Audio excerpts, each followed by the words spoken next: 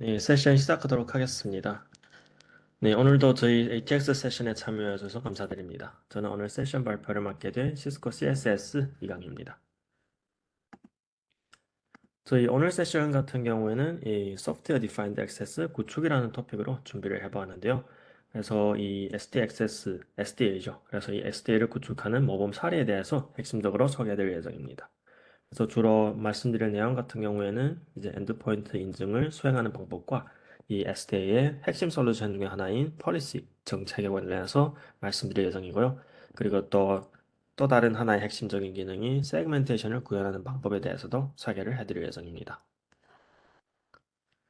오늘 세션에 이 패널분들을 소개해드리도록 할 텐데요. 오늘 세션 발표는 제가 맡게 되었고 여러분들의 질문에 답변을 해드릴 패널리스트 분들로 가수나 기사, 김지영 프로, 심순달 프로도 함께하고 계십니다. 그럼 이제 본격적인 세션에 앞서서 진행에 대한 안내를 잠깐 드리도록 할 텐데요. 저희 처음 세션에 참여해 주시는 분들도 있기 때문에 이 세션에 대해서 간단하게 안내를 먼저 해드리도록 하겠습니다. 저희 ATX에 접속을 하시게 되면 오른쪽 하단에 손들기 버튼이 있고 또 Q&A 패널이 있게 됩니다.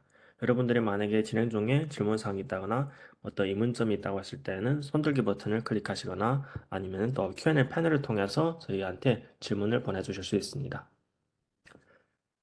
여기에서 한 가지 주의하실 점은 이 Q&A 패널을 클릭하실 때 여기 All 패널리스트를 선택하셔야만이 저희 패널 지금 전문가분들이 질문을 받을 수 있기 때문에 여기에서 All 패널리스트를 선택하셔서 질문을 보내주시면 되겠습니다. 그리고 세션이 끝나고 나서도 만약에 질문이 있다고 하실 때에는 이 화면에 보이시는 메일 주소로 저희한테 메일 주시면 저희가 또 답변을 해드리도록 하겠습니다. 그럼 이제 앞서 잠깐 말씀드렸던 이 내용에 대해서 말씀드리게 될 텐데요. 오늘의 핵심 주제 같은 경우에는 크게 세 가지로 나눠볼 수 있을 것 같습니다. 그래서 먼저 첫 번째로는 이 시스코 SD 액세스 오버뷰인데요. 이 SD 액세스 저희가 줄여서 SDA라고 많이 말씀드리고 있는데요. 이 SDA에 대한 개요에 대해서 먼저 알아보시고 또 어떤 구성 요소들이 있는지 알아보도록 하겠습니다. 그래서 SDA라는 개념에 대해서 이해를 하신 다음에 두 번째로는 이제 사용자 온보딩에 대해서 알아보도록 할 텐데요. 저희 SDA에서 어떻게 사용자에 대한 인증과 또 인가를 진행하는지에 대해서 알아보도록 하겠습니다. 그리고 세 번째 토픽으로는 이 세그멘테이션에 대해서 많이 말씀드려 볼 수 있을 것 같은데요. 저희가 말씀드리는 이 세그멘테이션이라고 하는 것은 저희 네트워크, 캠퍼스 네트워크에서 어떻게 논리적으로 망을 분리를 하고 또 사용자를 분리를 하고 이 분리된 사용자에 따라서 정책을 실행을 할지 이런 부분이 되겠습니다. 그리고 세션 마지막에는 저희 데모 환경을 통해서 오늘 말씀드렸던 내용에 대해서 잠깐 시연을 해드릴 예정입니다. 그럼 이제 첫 번째 부분인 이 시스코 SDXS 오버뷰에 대해서 먼저 보시도록 하겠습니다. 그래서 이 부분을 통해서 여러분들이 이 SDA란 어떤 기술인지, 어떤 솔루션인지 개념을 이해하시는데 많이 도움이 되셨으면 좋겠습니다. 이 SD 액세스, 즉, 이 Software Defined Access라고 하는 것은 말 그대로 이 소프트웨어 기반으로 저희 네트워크 인프라에 대한 지능화와 또 자동화를 하겠다. 이런 솔루션이 되겠습니다. 그래서 기본적으로 SDA라고 하는 것은 캠퍼스 패브릭과 이 캐탈리스 센터, 예전에는 저희가 DNA 센터라고 했었죠. 그래서 캠퍼스 패브릭과 캐탈리스 센터를 결합한 것이 이제 SDA다라고 이해하시면 될 것 같습니다. 이 오른쪽의 그림을 보시게 되면은 SD에 대한 간단한 구성도가 될 텐데요. 이 SD 구성도에 대해서 잠깐 설명드린다면은 먼저 이 카탈리스 센터가 있게 되겠죠. 그래서 카탈리스 센터를 통해서 전반적인 우리 캠퍼스 패브릭을 관리를 하게 되는 것입니다. 그리고 이 ISC와 통합을 통해서 저희 폴리시 정책을 이제 자동화로 운영을 할 수 있게 되는데요. 그래서 ISC와의 통합을 통해서 SD의 정책을 쉽게 적용을 할 수 있다라고 보시면 되겠습니다. 저희 SDS 솔루션에서 이 ISC는 뭐 꼭 필요한 사항은 아니지만 저희가 쉽게 디플로이를 하고 또 정책에 대한 설정을 하고 사용자 인증 이런 것들을 진행을 하기 위해서는 ISC와의 통합을 권장을 드리고 있습니다. 그럼 이제 간단하게 구성도를 한번 봐보았고요. 이제 좀 더 구체적으로 SDA 패브릭 내의 장비들의 구성과 각각의 역할에 대해서 좀 더 알아보도록 하겠습니다. 마찬가지로 왼쪽 그림에 보시게 되면은 위아래로 크게 두 가지 부분으로 나누어 봤는데요. 먼저 파란색 부분, 그리고 초록색 부분 이렇게 나누어서 보도록 하겠습니다. 그리고 이렇게 크게 두 가지로 나눈 부분에서 또 세 가지 장비 유형을 보실 수 있는데요. 먼저 이 SDA는 패브릭을 구성을 하는 각각 계층의 장비, 즉 우리들의 네트워크 장비가 되겠죠. 스위치, 라우터 이런 네트워크 장비들이 한 가지 부분을 차지하게 되고 또 이런 장비들을 관리를 하는 카탈리스 센터가 있게 됩니다. 그래서 전반적인 구성 요소는 세 가지 장비 유형이 있다라고 보시면 되겠습니다.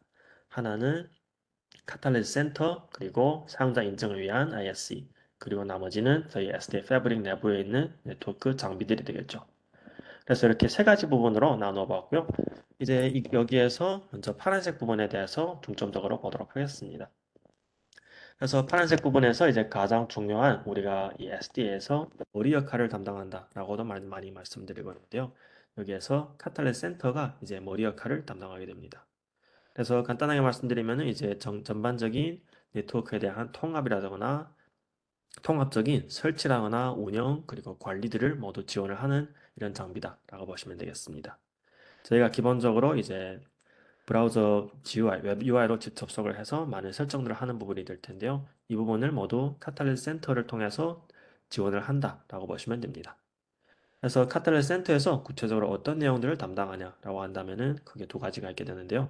하나는 네트워크 자동화를 위한 오토메이션, 그리고 운영을 위한 어슈런스. 이렇게 크게 두 가지 기능이 있다라고 보시면 되겠습니다. 그리고 다른 컴포넌트들로는 이제 ISE가 있는데요. 저희 시스코 ISE는 Identity Service Engine을 담당을 하고 있습니다. 그래서 중간 직종식의 이런 보안 정책에 관련된 서버다라고 보시면 됩니다. 그래서 IS에서는 기본적으로 사용자에 대한 인증, 그리고 사용자나 또 그룹별의 정책 관리를 모두 진행하는 컴포넌트가 되겠습니다. 저희 시스코 IS에서는 이 트러스트셀이라는 기술을 사용하는데요. 물론 앞서 말씀드렸다시피 이 IS 없이도 SDA를 구축을 할 수는 있지만 IS를 사용하시게 되면은 네트워크 보안과 또 운영의 효율성을 크게 향상시킬 수 있습니다. 그래서 저희 시스코에서는 일단 SDA를 구축한다라고 하시면은 IS를 함께 사용하는 것을 권장을 드리고 있습니다. 그럼 이렇게 컨트롤러 부분에 대해서 한번 말씀드려 봤고요. 이제 초록색 부분, 실제 네트워크 장비, 패브릭 내부의 장비들에 대해서 한번 말씀드려 보도록 하겠습니다. 지금 왼쪽에 그림에서 보시다시피 패브릭 내부의 장비들은 여러 가지 역할을 하는 장비 유형들이 많이 있는데요. 일단 하나하나 말씀드려 본다면은 먼저 여기에서 컨트롤 플레인 노드에 대해서 말씀드려 보도록 하겠습니다. 일단 컨트롤 플레인 노드라고 하는 것은 말 그대로 이제 컨트롤 플레인의 역할을 담당하는 장비다라고 보시면 될 텐데요. 그래서 이 컨트롤 플레인 노드 같은 경우에는 SD 패브릭 내에서 네트워크 트래픽의 경로를 관리를 하고 또 엔드포인트 저희는 또 엔드포인트 EID라는 용어를 사용하게 되는데요. 그래서 엔드포인트 아이덴티파이어의 이런 위치 정보를 처리를 하는 역할을 담당하게 됩니다. 그래서 쉽게 하시면은 이제 SDA 패브릭 내에서 이 컨트롤 플레인 노드는 맵 시스템 역할을 담당한다라고 보시면 되겠습니다. 그래서 이제 제가 언급한 것이 이제 엔드포인트 아이덴티파이어라고 하는 것이 있는데요. 이 EID라고 하는 것은 네트워크에 연결된 장비를 식별하는 데 사용되는 하나의 정보다라고 보시면 되겠습니다. 그래서 이 SD에서는 주로 사용자 장비나 네트워크 엔드포인트의 IP 주소로 이 EID를 표시를 하고 있습니다. 그래서 이게 컨트롤 플레인 노드가 되겠고요. 그리고 두 번째로는 이제 패브릭 보더 노드가 있게 됩니다. 이 패브릭 보더 노드 말 그대로 이 보더에 위치한 어떤 이 맨 바깥에 위치한 장비다라고 이해하시면 될 것 같은데요. 그래서 이 SDA 패브릭 내부와 외부 네트워크를 연결하는 장비다라고 보시면 됩니다. 여기에서 말씀드리는 이 외부 네트워크라고 하는 것은 저희 데이터 센터가 될 수도 있고 또 인터넷 그리고 WAN 이런 환경을 말하는 것이 되겠습니다. 저희 SDA를 구축하실 때에는 사이트 규모에 따라서 지금 말씀드리는 컨트롤 노드와 이제 보더 노드를 한 대 장비에서 구성을 하실 수도 있습니다. 하지만 이제 사이트 규모가 커질수록 이 컨트롤 플레인을 따로 구성하는 것을 권장을 드리고 있습니다. 그래서 이 부분이 이제 보더 노드가 되겠고요. 그리고 세 번째로는 이제 엣지 노드가 있게 됩니다. 그래서 엣지 노드라고 하는 것은 저희 사용자 장비에 가장 접근을 한 장비가 되겠습니다. 그래서 쉽게 이해하시면은 뭐 액세스 스위치 비슷하게 이해하시면 될 것 같은데요.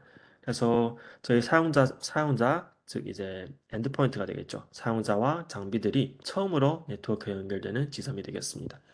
그래서 이제 인증 역할을 담당하게 되고 또 인캡슐레이션 역할도 여기에서 담당을 하게 됩니다.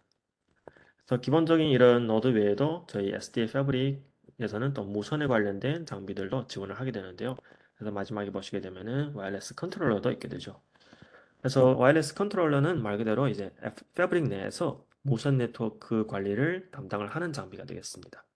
그래서 이 WRC 무선 랜 컨트롤러는 기본적으로 AP와의 이 캡앱 터널을 통해서 연결이 되게 되고요. 그래서 이런 AP를 제어하는 역할을 담당을 하게 됩니다.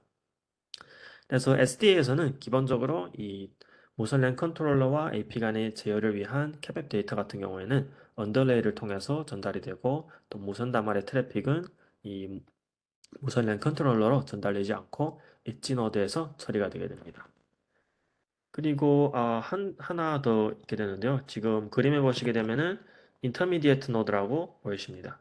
그래서 여기에서 말하는 인터미디에이트 노드 같은 경우에는 이제 실제 패브릭을 구성하는 장비는 아니고요. 저희 네트워크 내에서 이 물리적인 네트워크 연결을 지원하는 장비다라고 보시면 됩니다. 그래서 만약에 여러분들이 사이트에 이제 패브릭 사이트 내에 엣지의 개수가 많아서 버더 노드나 또 컨트롤 노드에서 이제 수용하기 힘들다거나 또 어떠한 물리적인 제약으로 직접 연결하기 어려운 경우에는 이 인터미디어트 노드를 통해서 구성을 하여서 연결이 가능합니다. 그래서 이 인터미디어트 노드 같은 경우에는 기본적으로 그냥 네트워크 라우팅만 가능하면은 되기 때문에 장비라거나 또 밴드에 대한 제약은 특별히 없게 됩니다. 그래서 기본적으로 이 패브릭을 구성하는 장비들의 유형에 대해서 말씀드려 보았고요. 그럼 이제 패브릭을 구성하는데 중요한 세 가지 장비 유형에 대해서 좀 더 상세하게 보도록 하겠습니다. 먼저 이제 앞서 맨 처음에 말씀드렸던 컨트롤 플레인 노드인데요. 이제 컨트롤 플레인의 역할과 동작 방식을 좀 더 이해를 해보도록 하겠습니다. 여기 이 컨트롤 노드에서 사용되는 용어로는 rlog이라는 용어가 있게 되는데요. 이 rlog이라고 하는 것은 라우팅 로케이터, 즉 이 장비의 위치를 표시하는 하나의 용어가 되겠습니다. 그래서 이 컨트롤 플레인 노드에서는 기본적으로 네트워크에서 이 엔드포인트의 위치 정보를 추적하는 호스트 트래킹 데이터베이스를 실행을 하게 됩니다. 그래서 맵 시스템 비슷하게 운영이 된다라고 보시면 되겠고요. 그래서 이 호스트 데이터베이스 같은 경우에는 이제 엔드포인트 아이디와 현재 위치 정보를 매핑을 하게 됩니다.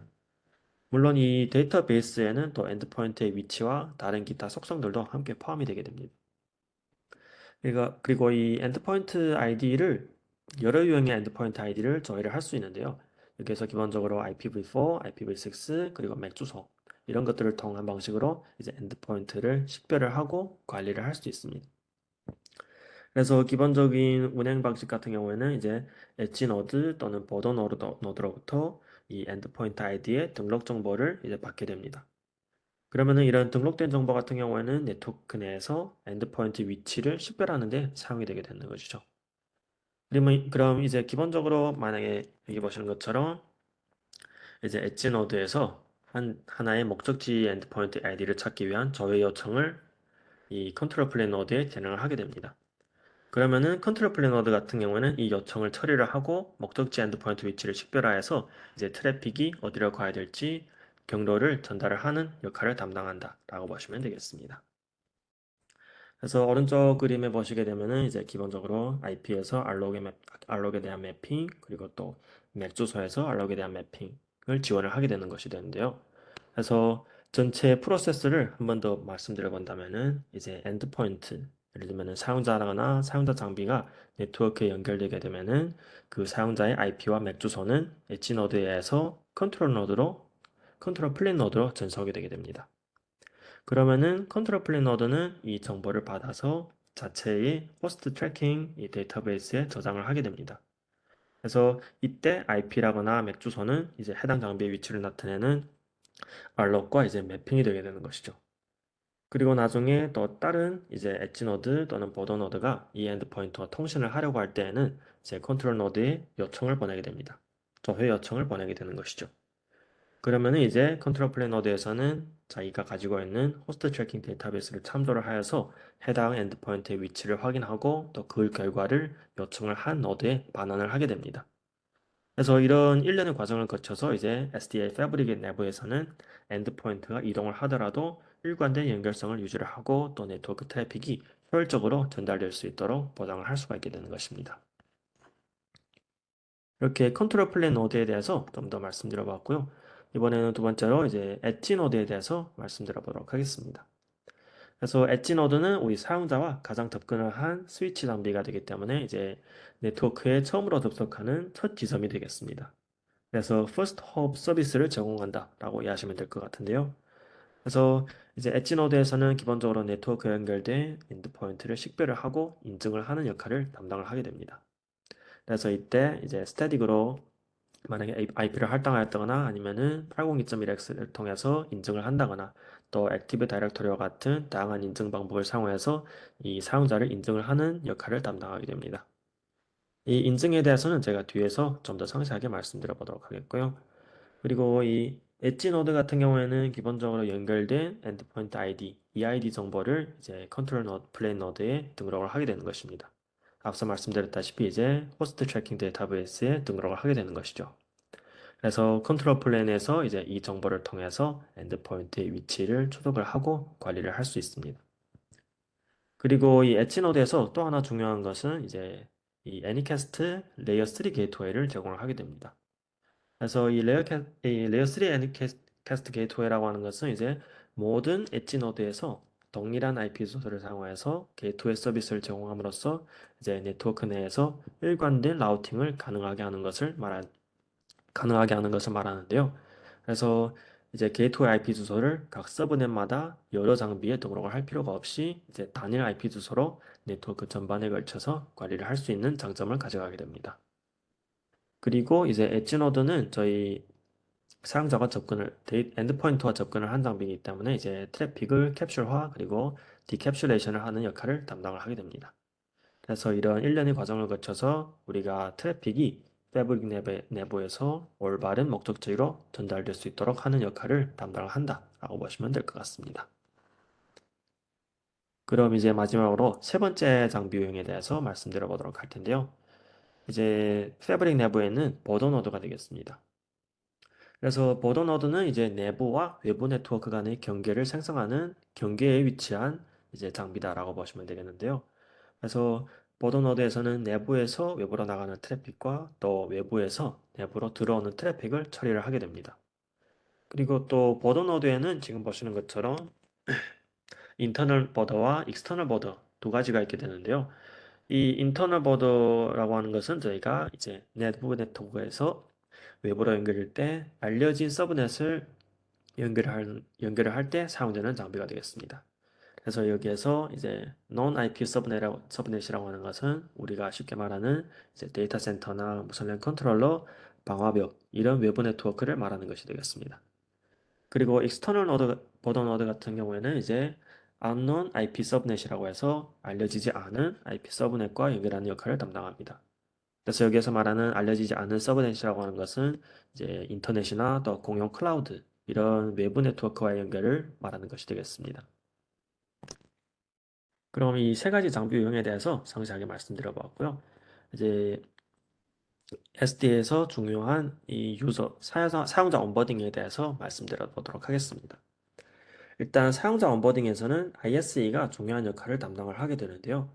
그래서 이 기본적인 이 사용자 온보딩에 사용되는 용어와 개념에 대해서 오늘은 많이 말씀드려 보도록 하겠습니다.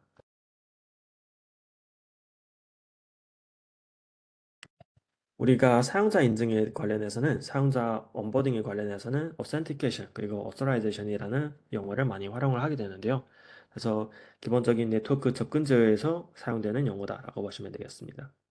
그래서 authentication은 기본적으로 사용자에 대한 인증이 되겠고 authorization은 이 사용자에 대한 권한을 부여하는 하나의 과정이다라고 보시면 됩니다.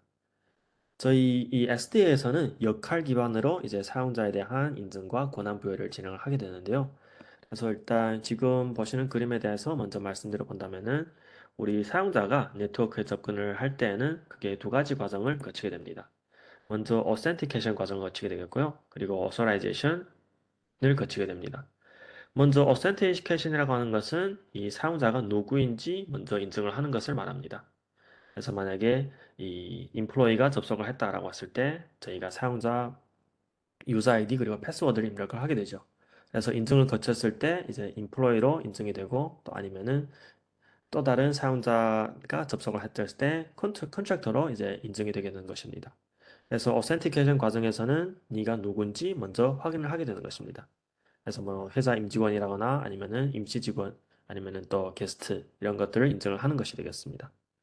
그러면 이제 인증을 완료를 한 다음에는 이제 이 사용자에 대해서 권한을 부여를 해야 되겠죠. 이 과정을 authorization이라고 하는 것입니다.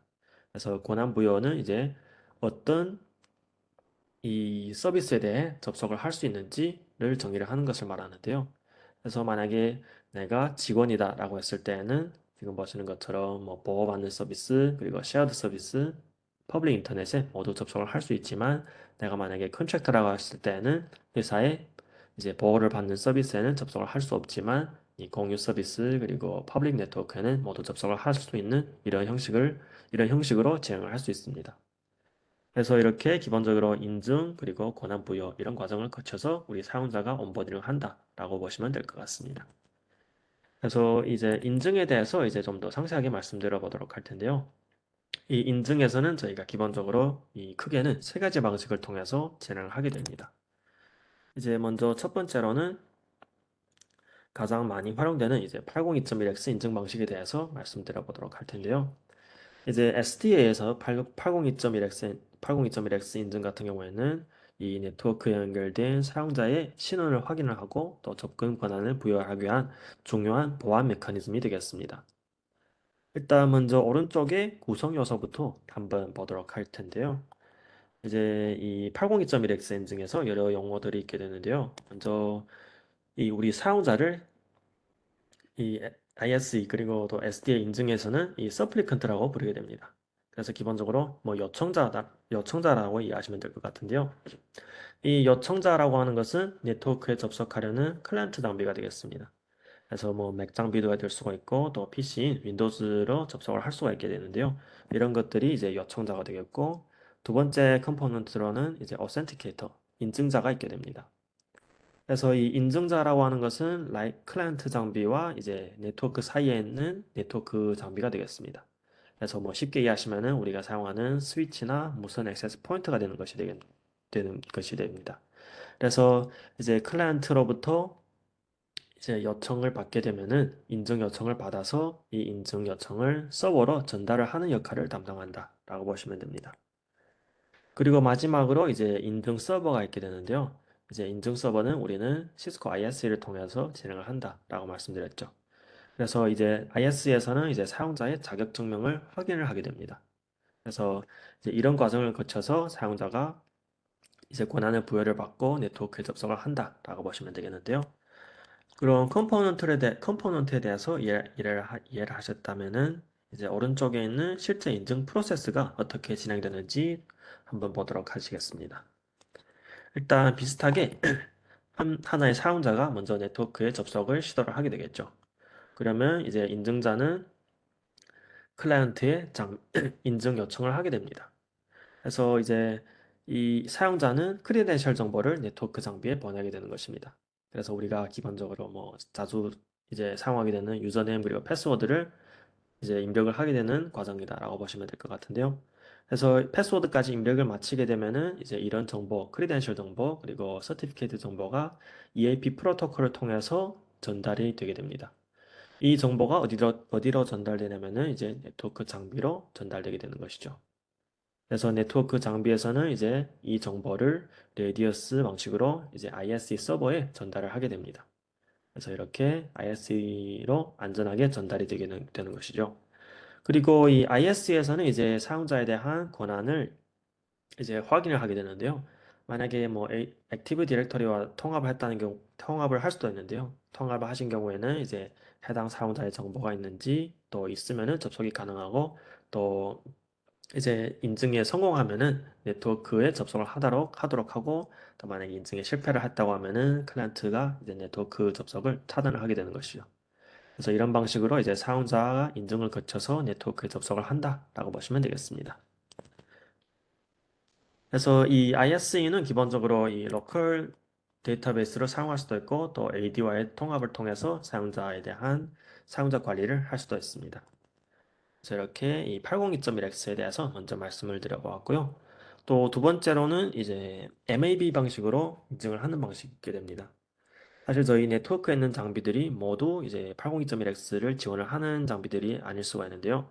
예를 들어서 이제 앞서서는 맥 장비나 또 윈도우즈 장비에 대해서 예를 들어 말씀드렸지만 저희가 사용하는 뭐 CCTV 카메라거나 또 IP 폰 같은 경우에는 이제 실제로 802.1x를 통해서 인증을 하는 데는 어려움이 있게 됩니다. 그래서 이때는 저희 장비에 있는 맥 주소를 통해서 인증을 하는 방식을 사용을 할 수 있습니다. 그래서 이 맥 주소를 통해서 인증을 하는 방식이 MAB다라고 보시면 될 것 같은데요. 그래서 MAB 같은 경우에는 우리가 지금 보시는 CCTV 카메라 그리고 IP 폰 그리고 또 프린터 이런 장비에서 많이 활용을 하고 있습니다. 그래서 앞서와 비슷하게 이제 사용자, 요청자가 있게 되고 네트워크 장비, 그리고 ISC 서버 전체 컴포넌트는 같다라고 말씀드릴 수 있을 것 같은데요. 구체적인 인증 과정에서 약간의 다른 점이 있게 됩니다. 그래서 오른쪽에 보시게 되면은 이제 인증 단계에 대해서 상세하게 말씀드려 보도록 할 텐데요. 먼저 첫 번째 단계는 이제 여기에서 말씀드린 이유는 이 IP 폰으로 한번 예를 들어 보도록 하겠습니다. 기본적으로 이제 장비가 이 네트워크에 접속을 시도를 할 때에는 먼저 모두 802.1x 인증을 시도를 하게 됩니다. 그래서 지금 이 해당 장비 같은 경우에는 IP 폰 같은 경우에는 802.1x를 지원을 하지 않기 때문에 이제 EAP 요청에 응답을 할 수가 없게 됩니다. 그래서 기본적인 타임아웃 시간이 있게 되는데요. 802.1x 인증 타임아웃이 되게 되면은 인증에 실패를 하게 되는 것이죠. 이 인증이 실패한 시점부터 이제 MAB 두 번째 프로세스인 MAB 프로세스가 시작이 되게 됩니다. 그래서 이제 클라이언트 장비에 맥 주소를 수집을 하고 이제 이 네트워크 장비에서는 해당 맥 주소를 우리 인증 서버에 보내게 됩니다. 그러면 이제 인증 서버는 자기의 데이터베이스에 이 맥 주소가 등록되어 있는지 확인을 한 다음에 만약에 등록되어 있다고 하면은 이제 인증을 성공을 하여서 이제 해당 장비가 네트워크에 접속을 하게 되는 이런 형식이 되겠습니다. 그래서 이 맥 정보를 사전에 등록을 하실 수도 있고 또 저희 IS에서 아주 중요한 기능 중에 하나인 이 프로파일링 기능이 있게 되는데요. 그래서 여러 가지 장비들이 속성을 가지고 프로파일링을 통해서 해당 접속하는 장비가 이제 프린터 장비인지 아니면은 뭐 워크스테이션인지 아니면 IP 폰 장비들인지 이렇게 이제 확인을 하는 프로파일링 기술이 있다라고 보시면 될 것 같습니다. 그래서 프로파일링 기술은 잠시 뒤에 좀 더 보시도록 하겠고요. 그럼 이제 802.1x 그리고 MAB 인증에 대해서 말씀드려 보았는데요. 이제 세 번째 인증 방식인 게스트에 대한 인증 방식에 대해서 말씀드려 보도록 하겠습니다. 그래서 이 게스트 인증 방식은 사실 저희가 이 일상생활에서도 많이 사용하는 방식이 될 텐데요. 그래서 웹 브라우저를 통해서 사용자를 인증을 하는 방식이 되게 됩니다. 그래서 주로 게스트 사용자나 또 BYOD 환경에서 많이 사용을 하는 하나의 인증 방식이다라고 보시면 되겠습니다. 예를 들어서 저희 회사에 방문하는 사람들이 이제 회사 네트워크를 사용해서 인터넷이나 또 네트워크 리소스 그리고 또 이 서비스에 액세스 하려는 경우에 이제 게스트 포털을 통해서 네트워크 액세스를 제공을 할 수 있습니다. 그래서 기본적인 인증 방식 같은 경우에는 이제 802.1x의 인증을 실패하였고 또 맥 주소 MAB를 통한 인증을 허용이 되지 않으면은 이제 게스트 솔루션으로 전환을 하게 됩니다. 그래서 기본적인 프로세스 같은 경우에는 일단 웹 리다이렉션이 진행이 되게 됩니다. 그래서 이게 첫 번째 단계가 되겠습니다. 일단 클라이언트가 네트워크에 접속을 시도할 때 이제 인증자는 클라이언트의 웹 트래픽을 이제 인증 서버로 리다이렉트 하게 됩니다. 그래서 리다이렉트 된 페이지가 우리가 만들어낸 이제 포털 페이지다라고 보시면 될 것 같은데요. 이제 클라이언트에서 웹 브라우저가 열리게 되면은 우리가 설정을 한 이제 포털 페이지를 제공을 하게 됩니다. 그래서 여기 포털 페이지에 기본적으로 세 가지 방식으로 지원을 할 수 있는 이제 인증 방식이 있게 되는데요. 그래서 먼저 첫 번째 같은 경우에는 이제 핫스팟 방식으로 포트를 사용하는 방식이 될 텐데요. 이 과정 같은 경우에는 특별한 자격 증명 없이도 그냥 네트워크 액세스를 허용하는 방식이 되겠습니다. 그래서 만약에 이제 공공장소에서 많이 활용하는 방식이 될 텐데요. 예를 들어서 호텔 로비 또는 카페 그리고 또 공항에서 이제 사용자는 포털 페이지를 오픈하신 다음에 그냥 네트워크에 접속을 하시겠냐 이런 질문에 동의 또는 접속 버튼을 클릭하시게 되면은 네트워크에 접속을 하는 이런 방식이 이제 핫스팟 방식이 되겠습니다. 그리고 두 번째 같은 경우에는 이제 셀프 레지스터드 방식이 될 텐데요. 이제 사용자가 직접 계정을 생성을 하여서 네트워크에 접속을 할 수 있도록 설정된 포털이 되겠습니다. 그래서 우리가 접속을 할 때 만약에 이메일 주소를 통해서 인증을 했다라고 했을 때는 이제 기본적으로 셀프 레지스터드 방식으로 진행을 한 방식이다라고 보시면 되겠습니다. 그리고 세 번째 방식 같은 경우에는 이제 스폰서드 게스트 액세스가 있게 되는데요. 그래서 이 스폰서드 게스트 액세스 같은 경우에는 이 포털 페이지에서 계정 요청을 제출을 하고 이 요청은 이제 스폰서에 의해서 승인이 되게 됩니다. 그래서 스폰서가 게스트 사용자의 신원을 확인을 하고 네트워크 접속 접근을 승인을 하기 때문에 보안 수준이 높은 하나의 방식이다라고 보시면 될 것 같습니다. 그럼 이제 앞서 말씀드렸던 이 프로파일링에 대해서 좀 더 상세하게 보시도록 할 텐데요. 일단 프로파일링 기술을 통해서 우리는 이 자산에 대한 가시성을 확보를 하게 됩니다. 그래서 IS의 이제 장비에 대한 프로파일링 기능 같은 경우에는 이제 네트워크에 연결된 장비를 식별을 하고 또 분류를 하는데 중요한 역할을 하게 됩니다. 그래서 이 기능을 통해서 네트워크 관리자는 다양한 장비의 유형 그리고 상태 이런 위치 정보를 정확하게 파악을 할 수 있고 또 이를 바탕으로 적절한 네트워크 정책을 적용을 할 수 있습니다. 그래서 동작 방식을 한번 보시도록 할 텐데요. 일단 지금 이 그림을 통해서 보신다면은 이제 네트워크 장비가 만약에 접속을 했다라고 했을 때는 이 IS에서 여러 가지 다양한 데이터를 수집을 하게 됩니다. 그래서 지금 보시는 것처럼 이제 뭐 넷플로나 DHCP 그리고 HTTP 또는 이런 디바이스 센서, CDP, LLDP 이런 방식 또는 AnyConnect, ACIDX 이런 방식을 통해서 이제 장비를 분석을 하게 됩니다. 그래서 IS에는 기본적으로 미리 정의된 프로파일링 템플릿이 있게 되는데요. 이런 프로파일 템플릿과 비교를 해서 이 장비를 식별을 할 수 있습니다. 그래서 이런 과정을 거치게 되면은 이제 네가 연결한 장비는 IP폰이다 아니면은 이제 CCTV 카메라다 이런 것들을 식별을 해낼 수 있게 됩니다. 이제 장비를 식별을 해낸 다음에는 이제 ISE는 이제 해당 장비에 적합한 네트워크 접근 정책과 보안 정책을 결정을 하고 또 적용을 할 수 있습니다. 예를 들어서 만약에 우리가 식별한 결과 장비가 IP 카메라다라고 했을 때에는 이제 전용 VLAN에 할당이 되게 되고 또 만약에 우리 사용자가 우리 임원의 맥북이다라고 했을 때는 임원 네트워크에 할당을 하는 방식으로 사용할 수 있게 됩니다. 그래서 예를 들어서 만약에 동일한 사용자다라고 하더라도 우리가 회사 컴퓨터로 접속을 했을 때는 회사 네트워크에 접속을 할 수도 있지만 만약에 개인 PC로 접속을 했을 때는 제한된 접속을 할당하는 방식으로 활용을 할 수 있게 됩니다. 그래서 기본적으로 이런 프로파일링을 통해서 네트워크 보안을 강화를 하고 또 장비 유형을 빠르게 식별을 할 수 있다라고 보시면 되겠습니다. 그럼 이제 지금까지는 이제 인증 그리고 권한 부여에 대해서 많이 말씀드려 보았고요. 이제 SDA의 세그멘테이션에 대해서 알아보도록 하겠습니다. 이 시스코 SDA에서는 이제 세그멘테이션 같은 경우에는 네트워크 트래픽을 논리적으로 분리를 하여 또 보안을 강화하고 네트워크 자원의 효율적인 사용을 가능하게 하는 기능이 되겠습니다. 그래서 SDA에서는 기본적으로 크게 두 가지로 이제 세그멘테이션을 진행하게 되는데요. 하나는 마크로 세그멘테이션, 그리고 다른 하나는 마이크로 세그멘테이션이 되겠습니다. 그럼 먼저 첫 번째로 이 마크로 세그멘테이션에 대해서 보도록 할 텐데요. 이제 이 마크로 세그멘테이션에 대해서 보기 전에 먼저 기존 네트워크에서 어떻게 진행을 했는지 한번 보시도록 하겠습니다. 그래서 저희 기존 네트워크에서는 이제 기본적으로 VLAN과 ACL을 통해서 망 분리를 많이 구현을 했었었는데요. 그래서 이 스위치 포트에 있는 VLAN을 미리 지정을 하고 또 ACL도 미리 지정을 해서 네트워크에 대한 접근 제어라든가 이런 것들을 실현을 하였죠.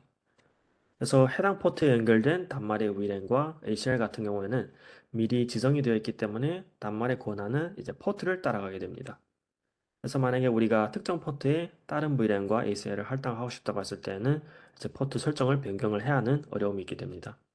사실 포트 VLAN 같은 경우에는 뭐 쉬울 수도 있지만 ACL 변경 같은 경우에는 아주 복잡하고 번거로운 작업이 될 수 있는데요. 그래서 이러한 번거로움을 우리 SD에서는 어떻게 해소하겠냐라고 한다면은 이제 버추얼 네트워크와 뒤에서 말씀드리는 이제 SDT가 있게 됩니다. 그래서 여기에서 말하는 버추얼 네트워크라고 하는 것이 이제 첫 번째 큰 범위에서의 세그멘테이션이 될 텐데요. 그래서 마크로 세그멘테이션이다라고 말씀드리고 있습니다. 이제 마크로 세그멘테이션에서는 기본적으로 이제 VRF를 사용해서 네트워크를 큰 단위로 분리를 하는 방식입니다. 그래서 이를 통해서 우리는 하나의 물리적인 네트워크를 이제 가상 네트워크, 여러 개의 가상 네트워크로 분리를 할 수 있습니다.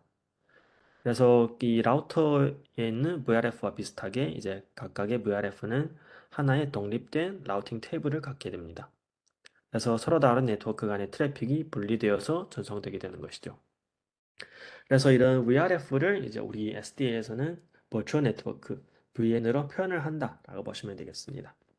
그래서 오른쪽 그림에 보시게 되면은 기본적으로 이 네트워크망은 하나의 SDA 패브릭이 있게 되지만 이 내부에 우리는 캠퍼스 VN 그리고 IoT VN, 게스트 VN 이렇게 논리적으로 세 개의 망을 분리를 해냈다라고 보시면 되겠습니다. 이 각각의 VN은 이제 우리가 MPLS VPN과 비슷하게 자체 라우팅 이제 테이블을 갖고 있게 되는데요.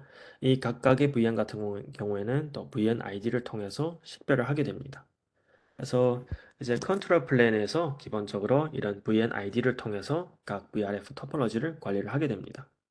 그래서 이를 통해서 이제 네트워크에 대한 트래픽이 격리가 되게 되는 것이죠. 예를 들어서 이제 조직 내에 뭐 내부 사용자가 있게 되고 또 게스트 사용자 그리고 이제 IoT 장비들을 각각의 다른 VRF, VN에 할당을 해서 트래픽을 분리를 할 수 있습니다. 그래서 이런 방식으로 보안성을 높이고 네트워크 자원을 효율적으로 관리를 할 수 있게 되는 것입니다. 그럼 이제 마이크로 세그멘테이션에 대해서 한번 보도록 할 텐데요. 이제 앞서 말씀드린 VN은 마크로 세그멘테이션, 큰 영역에서 분리다라고 말씀드렸는데요. 이제 SGT 같은 경우에는 사용자와 장비들을 논리적으로 그룹화하는 데 사용되는 하나의 기술이 되겠습니다. 그래서 마이크로 세그멘테이션은 기본적으로 시큐리티 그룹 태그라는 것을 사용해서 이제 더욱 세밀한 기준의 트래픽 분리를 제공을 하게 됩니다. 그래서 이 SGT 같은 경우에는 동일한 VN 내에서 이루어지게 되는데요. 예를 들면은 지금 보시다시피 앞서 여기에서 캠퍼스 네트워크를 하나의 VN으로 분리를 했다라고 했을 때 이 VN 내에서 또 SGT 3번, STT 17번, 또 STT 23번 이런 형식으로 사용자들을 그룹화하는 것을 말합니다. 그래서 기본적으로 이제 이 STT 같은 경우에는 IP 주소에 의존을 하지 않는 그룹 베이스드 폴리시를 지원을 하게 됩니다. 그래서 사용자들을 이제 그룹화를 해서 이 그룹에 따라서 폴리시를 적용을 할 수 있게 되는 것을 말하는데요. 그래서 이제 STT를 그룹을 한 다음에 그룹 간에 이런 정책이라거나 또 통신을 허용하거나 차단을 하는 데 사용되는 용어를 이제 SG-ACL이라고 부르기도 합니다. 그래서 이런 SG-ACL을 통해서 각각의 사용자 그룹 간의 뭐 허용이나 차단 이런 것들을 모두 실행을 할 수 있습니다. 그래서 이런 STT 기반의 네트워크를 통해서 이제 트래픽 분리를 좀 더 세밀한 수준에서 가능하게 할 수 있고 이제 사용자에 대한 분리를 더 잘할 수 있다라고 보시면 되겠습니다. 그래서 만약에 예를 든다면은 우리 HR 부서와 이제 재무부서의 사용자가 동일한 부연 내에 있다고 하더라도 각각의 SDT를 사용해서 분리를 한다면은 서로 간의 트래픽을 차단을 하거나 또 특정 트래픽만 허용을 할 수 있도록 설정을 할 수 있습니다. 그래서 이 마크로 세그멘테이션, 마이크로 세그멘테이션에 대해서 많이 말씀드려 보았는데요. 기본적인 세그멘테이션의 장점에 대해서 일단 세 가지로 말씀드려 보도록 할 텐데요. 일단 첫 번째 장점은 보안성을 크게 강화할 수 있다는 데 있습니다. 그래서 세그멘테이션을 통해서 우리는 서로 다른 그룹의 사용자와 장비 간의 트래픽을 분리를 하기 때문에 보안을 크게 강화를 할 수 있습니다. 그래서 이를 통해서 내부 네트워크 침해나 불필요한 접근을 방지를 하는데 아주 효과적이다라고 보시면 될 것 같습니다. 그리고 두 번째 장점 같은 경우에는 이제 효율적인 자원을 관리를 할 수 있다는 데 있습니다. 그래서 이 네트워크 예를 들어서 이 게스트 사용자는 내부 사용자와 이 다른 네트워크 리소스를 사용하도록 이제 네트워크 혼잡을 많이 줄일 수 있는 이런 장점을 가져갈 수 있다라고 보시면 되겠고요. 그리고 세 번째 장점 같은 경우에는 이제 정책 기반의 관리를 실현할 수 있는 데 있습니다. 그래서 기본적으로 지금 이제 이 세그멘테이션에 대해서 별도의 보안 정책이라거나 또 QoS 정책을 적용할 수 있기 때문에 더욱 유연한 네트워크 운영이 가능하다라고 보시면 되겠습니다. 그래서 실제 우리 이 기업 네트워크에서 활용하는 예를 뭐 말씀드려 본다면은 만약에 예를 들어서 이 개발 부서는 이제 여러 일반 직원들과 다른 VRF로 분리를 할 수 있게 되는데요. 그래서 개발 부서가 접근할 수 있는 민감한 데이터는 허용하지만 다른 일반 직원들은 이제 개발 부서에서 접근을 하는 민감한 데이터에 대해서 제한을 하는 이런 예로 한번 사용해 볼 수도 있고요. 또 IoT 장비를 따로 분리를 하여서 활용할 수 있게 됩니다. 사실 우리 IoT 장비 같은 경우는 우리 일반 사용자가 접속하는 네트워크에 모두 접속할 필요가 없기 때문에 이렇게 따로 관리를 하시게 되면은 보안 위험을 크게 줄일 수 있습니다. 그리고 또 한 가지 예로는 이제 게스트 네트워크에서 활용할 수 있는데요. 이제 게스트 사용자는 내부 네트워크와 완전히 분리된 무연을 할당을 하시게 되면은 이제 인터넷에만 접속을 하도록 제한을 할 수 있는 이런 활용 사례도 한번 고려해 볼 수 있을 것 같습니다. 그리고 이 마크로 세그멘테이션, 마이크로 세그멘테이션 두 가지에 대해서 말씀드려 보았고요. 이제 비교적 최근 버전인 이 DNS 센터 2.2.3대 버전부터 나오게 된 이 패브릭 존에 대해서 말씀드려 보도록 하겠습니다. 이 패브릭 존이라고 하는 것은 이제 쉽게 하시면은 우리가 IP 풀에 대한 할당에 대해서 좀 더 유연성을 제공하는 하나의 옵션이다라고 보시면 되겠습니다. 그래서 우리가 기본적으로 이 SDA를 활용하실 때에는 이 SDA 사이트에 대해서 IP 풀을 할당하게 되는데요. 패브릭 존을 활용하시게 되면은 이제 패브릭 사이트를 논리적인 도메인으로 나눌 수 있게 됩니다. 그래서 기본적으로 이 디폴트로는 이 패브릭 존을 설정을 하지 않지만 우리가 패브릭 사이트를 만드실 때 이제 옵션 사항으로 패브릭 존을 초과를 할 수 있습니다. 그래서 패브릭 존 같은 경우에는 빌딩 레벨 또는 플로어 레벨에서 생성을 할 수 있게 되는데요. 이를 통해서 이제 네트워크 관리자가 특정 건물이나 층에 따라서 네트워크 영역을 또 분리를 할 수 있게 되는 하나의 옵션이 되겠습니다. 그래서 오른쪽 그림을 통해서 좀 더 이해를 해보신다면은 이제 앞서 말씀드렸다시피 먼저 하나의 패브릭 네트워크에서 여러 가지 VN을 구성을 할 수 있죠. 그래서 뭐 VN 캠퍼스, VN IoT, VN IT 그리고 또 VN 게스트 이렇게 네 가지로 나누어 봤는데요. 그리고 아래에 보시게 되면은 여러 엣지 장비, 패브릭 엣지 노드들이 있게 됩니다. 여기서는 5대로 구성을 했는데요. 지금 첫 번째 부분을 보시게 되면은 이게 이제 하나의 패브릭 존, 하나의 도메인으로 나오게 된 부분이 됩니다. 그래서 두 대의 장비를 통해서 패브릭 존을 1번을 구성을 하는데요. 이 1번 패브릭 존 같은 경우에는 지금 이 컬러로 보시게 되면은 캠퍼스 그리고 IoT, IT 세 개의 VN을 이 패브릭 존에 할당을 하였습니다. 그리고 이제 IP 주소 같은 경우에는 이 VN 캠퍼스에서 활용을 하고 있는 IP 풀을 할당하여서 활용하는 것을 볼 수 있습니다. 그리고 이런 식으로 패브릭 존을 하나를 나누어 보았고요. 그리고 또 패브릭 존 2번에서는 마찬가지로 이제 여러 VN을 통해서 도메인을 나눈 것을 볼 수 있습니다. 비슷하게 이제 캠퍼스 그리고 IT, 게스트 이 세 가지 VN을 사용하여서 패브릭 존을 구성을 하였고요. IP 풀 같은 경우에는 여기에서 사용하는 이제 10.10.3점대의 이제 IP 주소를 여기에서 사용한다라고 보시면 될 것 같습니다. 그래서 이렇게 하면은 어떤 뭐 좋은 점이 있냐면은 이제 특정 패브릭 엣지 세트에 포함된 VN이나 IP 풀을 제한을 하실 때 사용할 수 있습니다.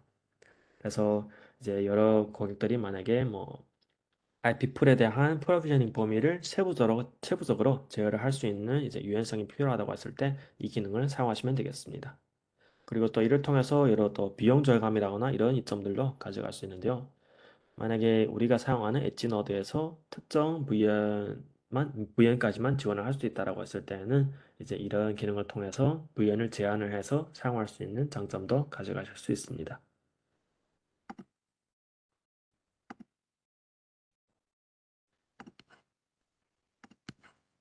그럼 이제 이 세그멘테이션, 전반적인 SDA 패브릭에서 세그멘테이션이 어떻게 진행되는지 한번 보시도록 할 텐데요. 이제 크게 세 가지 과정이 있게 됩니다. 오른쪽에 보시면은 classification, 그리고 propagation, 그리고 enforcement 이 세 가지를 거쳐서 진행이 된다라고 보시면 될 것 같은데요. 이 classification 같은 경우에는 이제 분류다라고 이해하시면 될 것 같은데요. 이 SDA에서는 사용자 장비가 네트워크에 연결할 때 이를 동적으로 분류를 하여서 적절한 정책을 적용을 할 수 있습니다. 그래서 이러한 작업은 우리 ISE에서 많이 담당을 한다라고 말씀드렸죠. 그래서 ISE에서는 사용자나 장비의 신원을 확인하고 그에 따라 적절한 이제 SGT를 할당을 하게 됩니다. 그래서 1번에서 이제 클래시피케이션이 완료가 되면은 SGT를 프로퍼게이션을 하게 됩니다. 그래서 이 propagation 말 그대로 이제 뭐 전파라고도 말씀드릴 수 있을 것 같은데요. 이제 SGT는 이제 우리 SDA 패브릭 내에서 VXLAN을 통해서 전파가 됩니다. 그래서 기본적으로 이제 VXLAN은 이제 전통적인 레이어 2 네트워크를 확장하여서 레이어 3 네트워크 상에서 동작을 할 수 있는 기술이다라고 간단하게 이해하시면 될 것 같은데요. 그래서 이 VXLAN 터널을 통해서 SGT가 포함된 패킷을 전송을 하게 됩니다. 그래서 이 과정에서 우리 SGT 같은 경우에는 네트워크 전반에 걸쳐서 모두 유지가 되기 때문에 이제 목적지 노드까지 전달이 될 수 있습니다. 그래서 목적지 노드까지 전달이 되게 되면은 이제 이 SGT를 enforcement, 정책을 적용을 하셔야 되겠죠. 그래서 이 목적지에 도달을 하였을 때 해당 엣지 노드에서 이제 적용이 된다라고 보시면 되겠습니다. 그래서 이때 엣지 노드에서는 도착한 패킷에 대한 SCT를 확인을 하고 사전에 정의된 보안 정책에 따라서 트래픽 허용이라거나 또 타단을 결정을 하게 됩니다. 그래서 이런 세 가지 과정을 거치게 된다라고 말씀드려 보았고요. 이 왼쪽에 있는 그림을 통해서 좀 더 이해를 해보신다면은 우리가 DNS 센터에서 만약에 ISE와 통합을 했다라고 했을 때는 이런 세부적인 정책을 DNS 센터에서 모두 적용을 할 수 있습니다. 그래서 이런 적용된 정책은 이제 GUI를 통해서 적용을 하시게 되는데요. 이 정책들은 나중에 모두 ISE를 통해서 장비로 내려보내지게 된다라고 보시면 되겠습니다. 그래서 우리 사용자 1번 사용자 그리고 2번 사용자가 있게 되는데요. 만약에 1번 사용자가 접속을 했다라고 했을 때 이제 여러 프로파일링이나 인증을 거쳐서 해당 사용자는 Employee SGT라는 SGT를 할당을 받았습니다. 그리고 다른 사용자는 이제 인증을 거쳐서 Contractor라는 SGT를 할당을 받았습니다. 그리고 우리가 이제 DNS 센터에서 세부적인 정책을 적용을 할 수 있게 되는데요. 만약에 우리 이 인플로이가 컨트랙터에 접속을 하겠다라고 했을 때 우리는 이제 denial을 설정을 할 수 있습니다. 그리고 컨트랙터가 이제 인플로이의 접속도 이제 denial을 할 수 있게 되는데요. 이런 식으로 이제 사용자 간의 트래픽에 대한 통신을 차단을 하거나 허용을 할 수 있게 되는 것입니다. 그래서 이 기본적으로 사용자 간의 통신은 이 허용 차단 두 가지뿐만 아니라 세부적으로 뭐 특정 프로토콜에 대해서 차단을 하는 기능도 지원을 해드리고 있습니다. 그래서 기본적으로 이제 이 사용자나 장비의 동적인 분류, 그리고 SGT 전파, 그리고 목적지에 대한 정책 적용을 통해서 모두 보안을 강화를 하고 세밀한 제어를 가능하게 하는 기술이다라고 보시면 되겠습니다. 그래서 이 SDA를 통해서 이제 우리 고객은 보다 안전하고 효율적인 네트워크를 운영을 할 수 있다라고 보시면 되겠습니다. 네, 지금까지 뭐 많은 내용들에 대해서 빠르게 말씀드려 보았는데요. 이제 실제 데모 환경을 통해서 지금까지 말씀드렸던 여러 내용에 대해서 빠르게 짚어보도록 하겠습니다. 일단 이 DNS 센터 환경에 접속을 해서 보여드리도록 할 텐데요.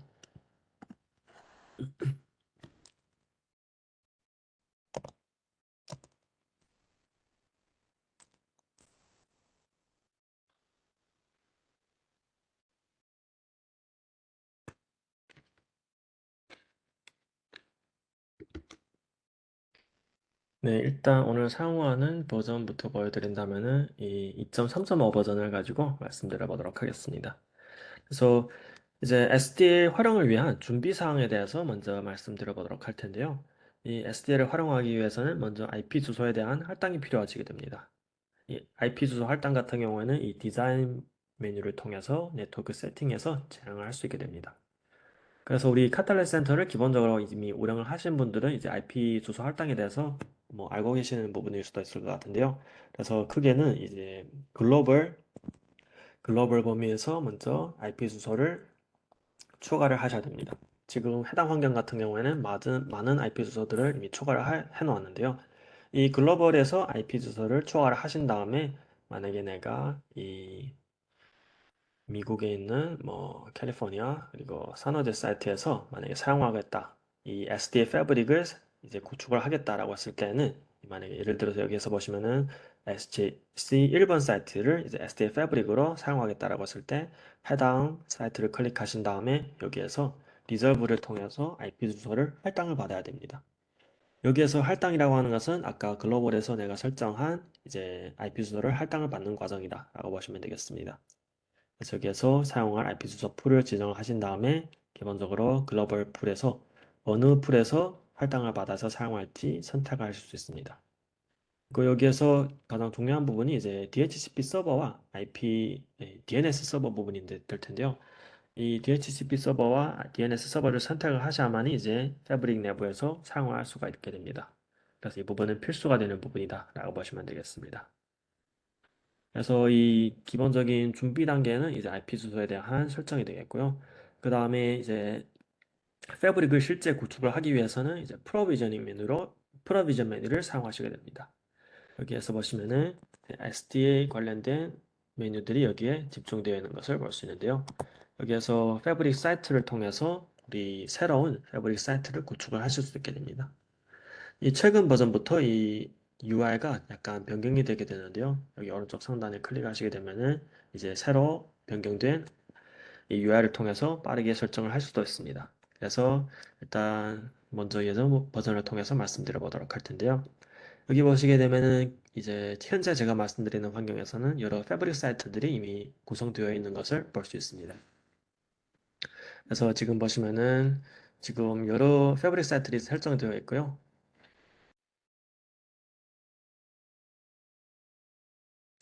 네, 여기에서 새로 하나 추가를 해서 말씀드려 보도록 하겠습니다. 그래서 여기 클릭을 하시게 되면은 기본적인 워크플로우가 열리게 되는데요. 이 워크플로우를 통하시게 되면은 이제 새로운 패브릭 사이트를 빠르게 추가를 할 수 있습니다. 그래서 클릭을 하시게 되면은 이 하나하나 워크플로우를 통해서 이제 가이드 형식으로 이제 설정하는 부분이 있게 됩니다. 만약에 내가 US에 있는 캘리포니아 그리고 산호제 그리고 뭐 22번 사이트를 패브릭으로 설정하겠다라고 하시면은 이제 여기에서 클릭하시고 넥스트를 하시게 됩니다. 그래서 이런 형식으로 이제 워크플로우 형식으로 쉽게 빠르게 진행할 수 있는 부분이다라고 보시면 되겠습니다. 지금 이 테스트 환경 같은 경우는 지금 ISC 서버와의 통합을 필요로 하게 되는데요. 여기에서 이제 여러분들이 만약에 실제 환경에서 진행하신다고 하면은 이 네트워크 세팅에서 해당 사이트에 이 인증 서버를 할당을 하셔서 진행을 하셔야 됩니다.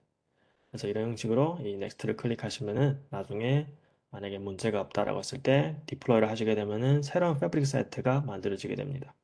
그래서 새로운 패브릭 사이트는 여기에서 확인을 할 수가 있게 되고요. 그리고 이 두 번째로 트랜짓에 대한 사이트를 설정을 하셔야 되는데요. 여기에서 말하는 트랜짓 사이트라고 하는 것은 이제 SDA 패브릭 내부와 외부 네트워크 또는 또 다른 이 SDA 패브릭 간의 트래픽을 전달을 하는 경로다라고 보시면 되겠습니다. 그래서 여기에서 이제 트랜짓을 추가를 해서 활용할 수 있게 되는데요. 뭐 여기에서 일단 이 SDA 트랜짓 타입 같은 경우에는 이 리스프 BGP 방식 또는 리스프 팝스 방식 그리고 또 IP 베이스드 방식으로 구성을 할 수 있습니다. 그래서 기본적으로 이제 IP 베이스라고 하는 것은 우리가 기존에 사용하는 이제 IP 라우팅을 통한 구성이다라고 보시면 되겠고요. 만약에 BGP 방식으로 활용하시겠다 아니면은 Publish Subscribe로 사용하시겠다라고 했을 때 이런 것들을 선택하셔서 활용하시면 되겠습니다. 그래서 이런 형식으로 이 패브릭 사이트를 구성하는 부분에 대해서 말씀드려 봤고요. 그리고 VM 같은 경우에는 이제 큰 영역에 대한 세그멘테이션이다 라고 말씀드렸는데요. 여기 보시게 되면은 사전에 만들어 놓은 디폴트 VM 그리고 인프라 VM 외에도 이 새로 만든 인플로이 VM 그리고 IoT VM이 있게 됩니다. 만약에 초과를 하시고 싶다고 하면은 오른쪽 상단을 클릭하셔서 새로운 VM을 이제 초과를 해서 활용하시면 되겠습니다. 그리고 초과를 완료하신 다음에 이제 실제 사용 같은 경우에는 이 폴리시 메뉴를 통해서 활용하시게 되는데요. 이 폴리시에는 그룹 베이스드 액세스 컨트롤을 통해서 여러 정책들을 설정해서 활용할 수 있습니다. 그래서 여기 보시면은 뭐 이미 지정을 해놓은 SCT 그룹이라거나 또는 이런 SDT 그룹들을 여기에서 활용을 할 수가 있고, 또 여기 폴리시를 통해서도 iOS 오른쪽 상단에 폴리시를 통해서 우리가 이미 설정한 폴리시를 확인을 할 수 있습니다. 그래서 이 부분이 잠깐 슬라이드에서 말씀드렸던 부분인데요. 만약에 컨트랙터와 이제 어디터 간의 이 접속은 차단을 하겠다라고 하시면은 여기 보시는 것처럼 빨간색으로 뜨게 되고요. 허용을 했다라고 했을 때는 여기서 보는 초록색으로 뜨게 됩니다. 그래서 만약에 새로운 시큐리티 그룹을 추가하시겠다라고 했을 때는 여기 시큐리티 그룹 클릭을 통해서 클릭을 하시게 되면은 새로운 그룹을 추가하실 수 있습니다. 그리고 추가하신 다음에 해당 그룹은 어떤 VN에서 사용할지 이런 것들도 모두 이제 추가를 해서 사용할 수 있고요. 그리고 실제 그룹과 그룹 간에 어떤 룰을 만약에 정의를 하겠다라고 하는 부분은 여기 보시는 액세스 컨트랙이 되는 부분이 되겠습니다. 그래서 이 컨트랙이 이제 기본적인 뭐 허용이나 차단 그리고 특정 프로토콜에 대한 이 차단 이런 것들을 정의하는 부분이다라고 보시면 될 것 같은데요. 지금 보신 것처럼 뭐 퍼밋 IP, deny IP 외에도 뭐 TFTP only만 디나이를 한다거나 아니면 HTTPS만 이제 allow를 하고 모든 것들은 디나이 한다거나 이런 세부적인 프로토콜에 대한 제한 사항도 여기에서 모두 설정을 하실 수 있습니다. 그래서 이런 애플리케이션 베이스로 프로토콜 베이스로 설정을 할 수 있다라고 보시면 되겠습니다. 일단 오늘은 이 시간 관계로 많이 상세하게 말씀드려 보지는 못했고요. 이제 기본적인 활용할 수 있는 메뉴 그리고 이런 용어들에 대해서 많이 이해를 하셨으면 좋겠습니다. 그럼 마지막으로 이제 슬라이드로 돌아와서 오늘 세션 핵심 내용들에 대해서 정리를 해서 말씀드려 보도록 하겠습니다. 일단 오늘은 크게 네 가지 내용에 대해서 말씀드려 보았고요. 이제 첫 번째로는 이 ISE를 통한 인증과 인가에 대해서 말씀드려 보았습니다. 그래서 이 ISE를 통해서 우리 SD에서는 ISE를 통해서 네트워크 사용자나 장비를 인증을 하고 또 이들에 대한 권한을 부여한다라고 말씀드려 보았고요. 그리고 두 번째 같은 경우에는 이 데모에서 말씀드린 부분이죠. IP 주소에 대한 플래닝을 하셔야 된다는 부분이 되겠습니다. 그래서 우리 글로벌 사이트에서 먼저 IP 주소를 추가하신 다음에 우리가 사용할 빌딩이나 아니면은 특정 사이트에서 리저브를 하셔서 할당을 하셔서 IP 주소를 활용을 해야 된다. 이런 부분에 대해서 말씀드려 보았습니다. 그래서 IP 주소를 이 플랜을 하실 때에는 충돌이나 또 비효율적인 라우팅을 방지를 하기 위해서 플랜을 잘 하시고 설정을 하셔야 되겠습니다. 그리고 세 번째 같은 경우에는 이 세그멘테이션이 될 텐데요. 우리 세그멘테이션은 크게 두 가지가 있다라고 말씀드렸죠. 큰 영역에 대한 마크로, 그리고 작은 영역인 마이크로, V1과 STT 이 두 가지 용어를 이해를 하셨으면 좋겠습니다. 그리고 마지막으로 이 카탈리스 센터를 통해서 중앙 집중식의 정책 관리를 실현을 할 수 있다라는 것들을 말씀드려 봤습니다. 그래서 지금 DNS 센터를 통해서 보여드리는 것처럼 이 하나의 웹 UI를 통해서 정책을 모두 통합해서 관리를 할 수 있기 때문에 아주 간편하고 쉽게 정책을 관리를 할 수 있다라고 보시면 되겠습니다. 그래서 오늘 제가 말씀드릴 내용은 여기까지가 되겠고요. 만약에 질문 있으신 분들은 지금 이 Q&A 패널을 통해서 올려주시면 되겠습니다. 그리고 지금 보시는 페이지에서처럼 이제 이 SDA 관련된 여러 참고 자료, 그리고 또 한국어 커뮤니티, 그리고 이제 기존에 저희가 진행했던 ATX에 관련된 일정이 나거나 또 이제 다시 보기 링크들이 있는 커뮤니티 링크도 제가 이제 채팅창을 통해서 보내드리도록 하겠습니다. 그리고 또 시스코 코리아 이 공식 유튜브 사이트도 있게 되는데요. 이 사이트를 통해서 저희가 기존에 진행했던 ETX 관련된 내용이나 아니면 저희 시스코 제품에 대한 내용들도 확인을 할 수 있기 때문에 여기도 많이 활용을 해줬으면 좋겠습니다. 네, 채팅창을 통해서 보내드렸고요. 그럼 저희가 오늘 준비한 내용은 여기까지가 되겠고요. 9월 세션 같은 경우에는 이 SD-WAN에 관련된 내용을 많이 말씀드릴 예정입니다. 그래서 만약에 SD-WAN에 관심 있으신 분들은 등록을 하시고 참여를 해주시면 되겠습니다. 네, 지금까지 참여를 해주셔서 감사드립니다. 오늘 세션은 여기서 마무리하도록 하겠습니다.